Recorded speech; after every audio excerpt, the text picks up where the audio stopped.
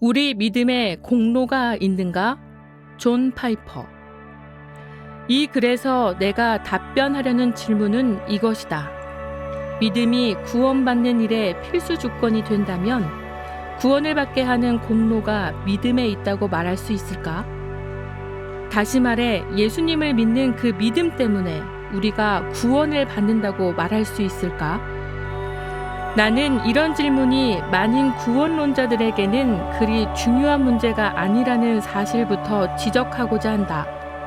만인 구원론에서 말하는 믿음이란 모든 사람이 이미 의롭다 하심을 받아 결국에는 구원을 받게 되리라는 사실을 깨닫는 일로서 이 믿음은 말 그대로 만인에게 주어진 소명으로 여겨질 뿐이기 때문이다. 따라서 그런 관점에서는 믿음이 그리 중요하지 않다. 나는 이러한 만인 구원론의 전제가 아니라 우리가 믿음으로 의롭다 하심을 받았다고 가르치는 성경의 전제, 즉 믿음이 없이는 우리가 구원을 얻지도 의롭다 하심을 얻지도 못한다는 바로 그 전제에 대해 생각해 보려고 한다. 그러니까 나는 여기서 우리가 믿음이라고 부르는 마음의 자세란 마치 그리스도의 죽으심과 부활하심이 그렇듯이 우리 각자의 구원에 필수적이라는 가정하에 이야기를 하려고 한다. 분명 믿음이 없다면 우리는 구원을 받지 못하기 때문이다.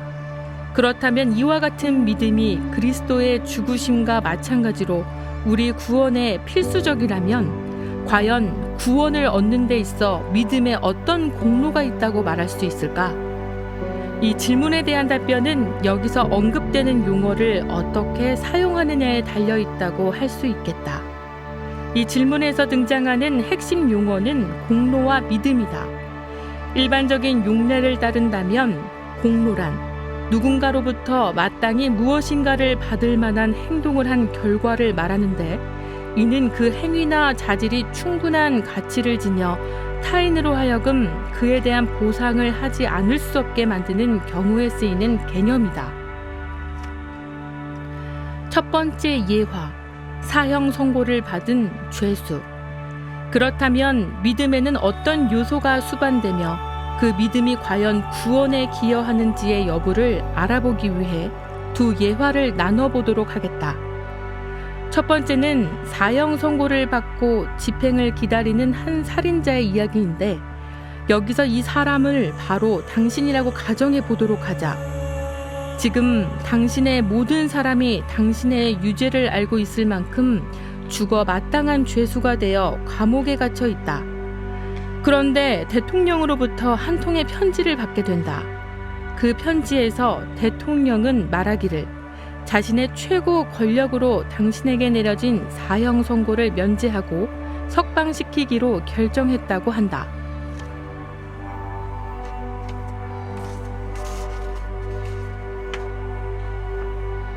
대통령이 이런 결정을 내린 이유는 당신의 무죄를 입증할 만한 새로운 증거가 나타났기 때문이 아니라 모든 사람 앞에서 자비를 선포할 수 있는 자신의 권위를 드러내기 위해서이다. 그리하여 국법을 어긴 당신의 태도가 그의 자비로운 통치권 앞에 겸손히 낮아져 결국에는 감사하는 마음을 갖게 하기 위해서이다. 그래서 그는 편지에 찍힌 자신의 인장을 교도소장에게 보여주기만 하면 아무 이의 없이 자유롭게 세상으로 나올 수 있도록 알려준다. 이 지시에 따라 당신은 간수를 불러 편지를 보여주며 교도소장과의 만남을 허락받는다. 그렇게 해서 교도소장의 사무실로 들어선 당신은 활짝 열린 창문을 통해 불어들어오는 신선한 공기를 마신다. 생기와 자유로 가득한 느낌이다. 그 창가 너머에는 푸른 나무와 그 위로 날아다니는 새가 보인다. 이제 손에 붙들고 있던 편지를 교도소장에게 건네니 그가 그 내용을 읽고는 아무 질문도 없이 간수를 불러 당신의 옷과 물건을 내주라고 명한다.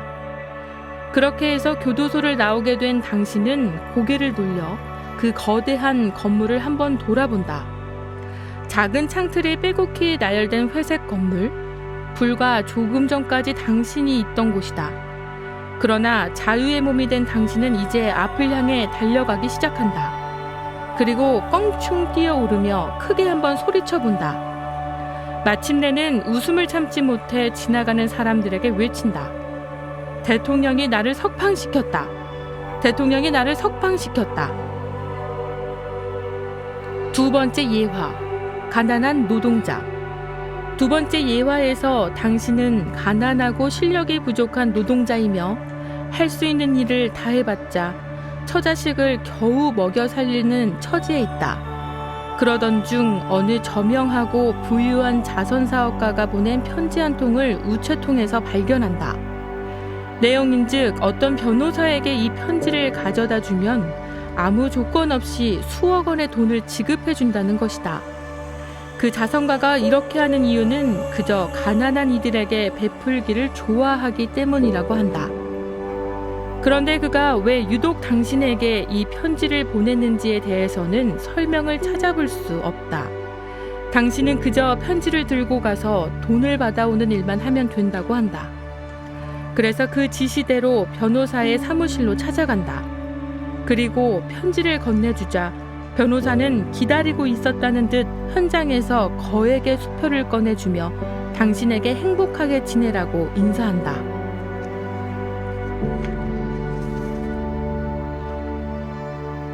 이 두 가지 이야기를 통해 다음과 같은 질문을 던질 수 있다.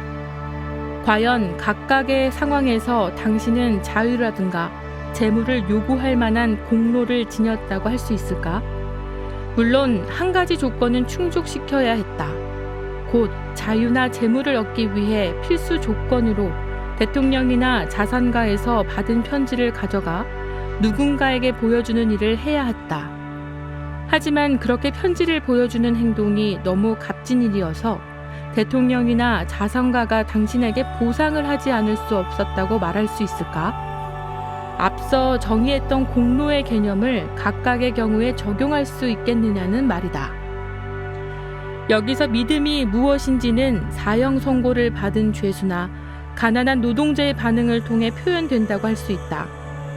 과연 어떤 근거에서 죄수와 노동자가 자유나 재물을 자신에게 마땅히 주어지는 것이라고 확신하며 그것들을 요구할 수 있겠는가? 우리가 일상적인 경험에서 사용하는 그 어떤 공로의 개념도 저는 이 편지를 들고 왔으므로 마땅히 자유를 누릴 수 있습니다라는 말을 하도록 만들지 못한다. 다시 말해 어떤 경우에도 이 편지를 당신에게 가져온 행동은 대통령이 보시기에 공로가 지대해서 저를 석방시켜주지 않을 수가 없습니다라는 말을 할 수 없다. 이는 죄수가 경험한 그 놀라운 상황을 완전히 왜곡시키는 말이 될 뿐이다. 그 상황에서 죄수는 오직 이렇게 말할 수 있을 뿐이다. 대통령께서 자비롭게도 사면의 은혜를 저에게 베푸셨습니다. 저는 그분이 자신의 명예를 위해 그 약속을 지키시리라고 믿습니다. 저의 유죄에도 불구하고 그분이 한 말을 분명 지키실 것입니다. 인간의 믿음은 그 믿음의 대상에게 무엇인가를 하도록 요청하면서 믿음의 주체인 당사자에게는 영광을 돌릴 수 없도록 하는 독특한 행위이다. 즉, 하나님의 약속에 대한 믿음은 그분으로 하여금 신자를 구원하도록 요청하는데 이는 믿음 자체에 있는 어떤 공로 때문이 아니라 오히려 그 믿음이 하나님의 공로와 명예 그리고 자신의 영광을 위해 일하시는 그분의 확고한 의지를 주목하게 만들기 때문이다. 믿음을 요구하는 성경의 목적, 시편 전체에 걸쳐 우리는 여러 가지 믿음의 탄식을 들을 수 있다. 우리 구원의 하나님이여, 주의 이름의 영광스러운 행사를 위하여 우리를 도우시며 주의 이름을 증거하기 위하여 우리를 건지시며 우리 죄를 사하소서.